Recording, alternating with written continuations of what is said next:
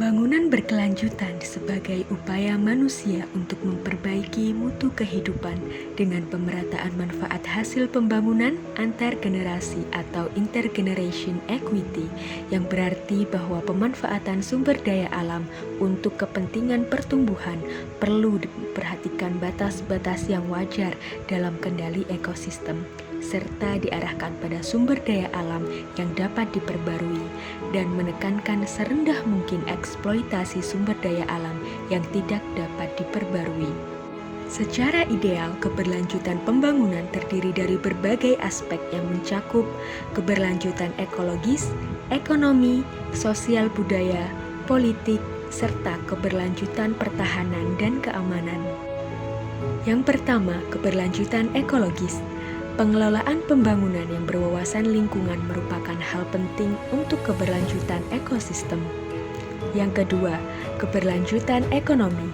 Keberhasilan pembangunan di bidang ekonomi akan membawa berbagai kemudahan dalam pembangunan di bidang yang lain. Yang ketiga, keberlanjutan sosial budaya. Mendorong partisipasi masyarakat lokal dalam pengambilan keputusan, misalnya meningkatkan status kesetaraan gender, akses pendidikan dan kesehatan, serta pembaharuan teknologi. Yang keempat, keberlanjutan politik. Keberlanjutan politik diarahkan pada human right, kebebasan individu dan sosial untuk berpartisipasi di bidang ekonomi, sosial, dan politik. Yang kelima, keberlanjutan pertahanan dan keamanan. Keberlanjutan keamanan seperti menghadapi dan mengatasi tantangan, ancaman yang dapat membahayakan integritas, identitas, kelangsungan bangsa dan negara.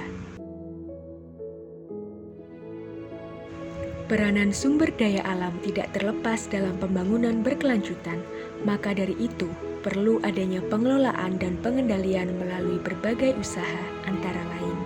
Yang pertama, pengambilan sumber daya alam yang tidak melebihi tingkat pertumbuhan. Yang kedua, kapasitas lingkungan dalam menyerap pencemaran yang tidak berkurang. Yang ketiga, melestarikan fungsi lingkungan baik sumber bahan mentah maupun sebagai penampung limbah. Yang keempat, menyatukan pemikiran ekonomi dengan ekologi. Yang kelima, peranan serta masyarakat setempat dalam pengelolaan sumber daya lingkungan yang ditingkatkan melalui penyuluhan-penyuluhan.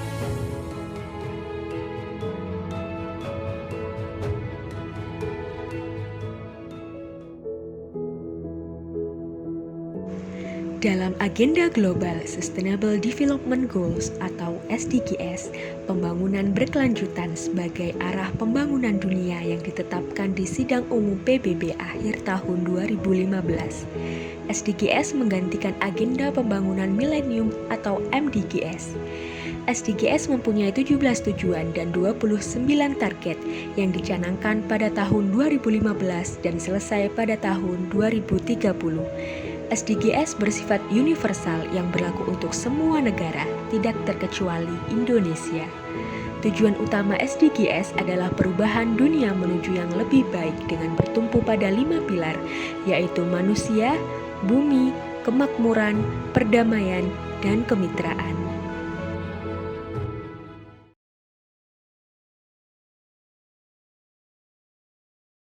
Assalamualaikum warahmatullahi wabarakatuh. Kami dari S1 Ekonomi 2018. Perkenalkan, saya Salma Ulia Abdan, NIM 1808132446 dan rekan saya Siti Hanifah, NIM 1808132447.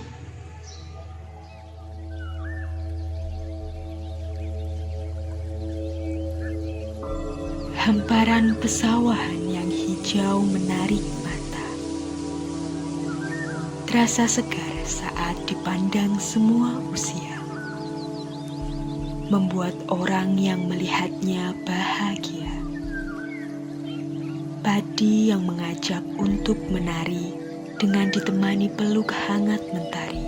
Dimulailah cerita kami di kota santri.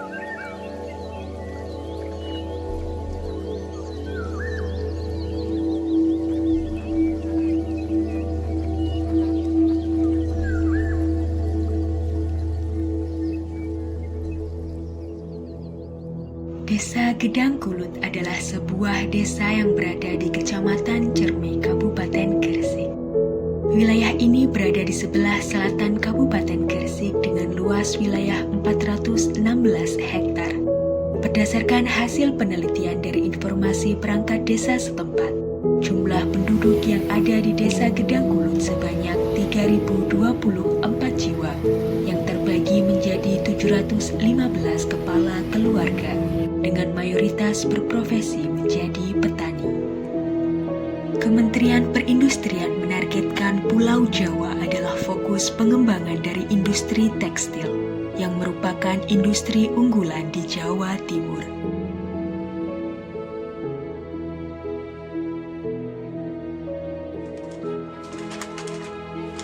Usaha mikro kecil menengah sarung tenun alat tradisional di Kabupaten Gresik berdampak signifikan dalam mendorong pertumbuhan ekonomi di kota Gresik, khususnya di Desa Gedangkulut.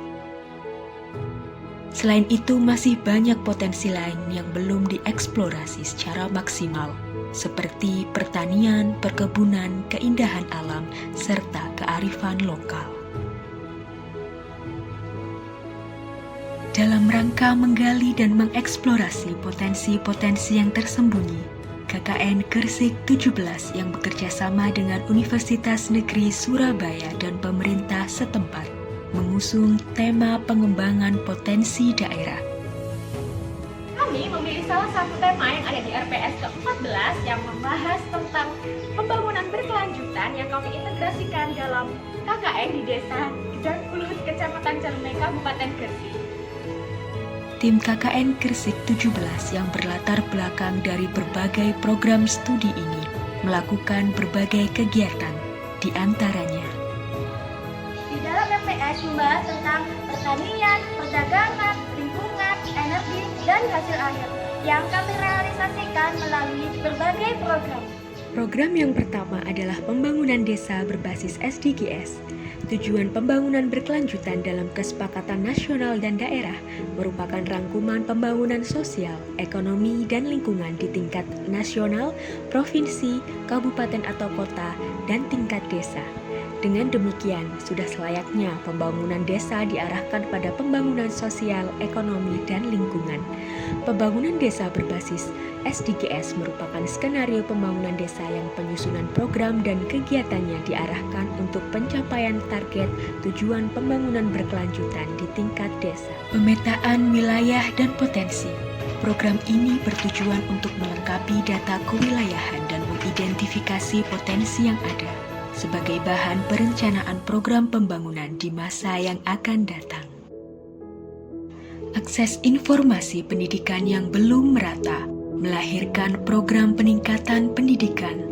Program tersebut kami realisasikan dengan kegiatan belajar mengajar dan mengadakan lomba-lomba sebagai wujud keterlibatan warga setempat dalam mengikuti program yang kami usung.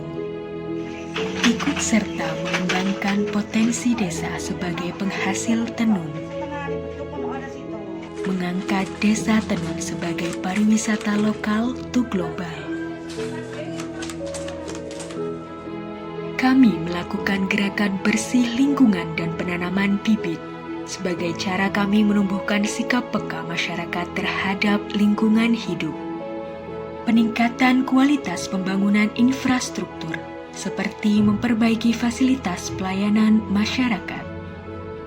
Kegiatan peningkatan nilai jual hasil panen merupakan program yang diharapkan dapat mengoptimalisasi pemanfaatan hasil panen yang berlimpah dari kekayaan alam setempat melalui kegiatan sosialisasi digital marketing, sebuah program yang bertujuan untuk meningkatkan sumber daya manusianya.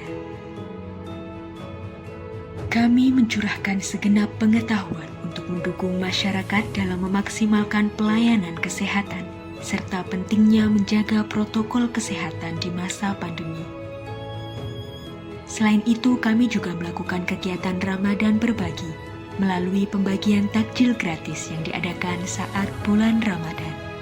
Sebagai upaya mendukung program pembangunan desa, kami berpartisipasi melalui program optimalisasi ragam desa yang diwujudkan melalui peran badan usaha milik desa, mendukung fasilitas desa, mengadakan lomba dan pengembangan potensi daerah, sebagai program utama yang kami harapkan dapat bermanfaat untuk kemajuan Kota Gresik. Seluruh pengabdian ini sepenuhnya kami dedikasikan untuk kejayaan negeri.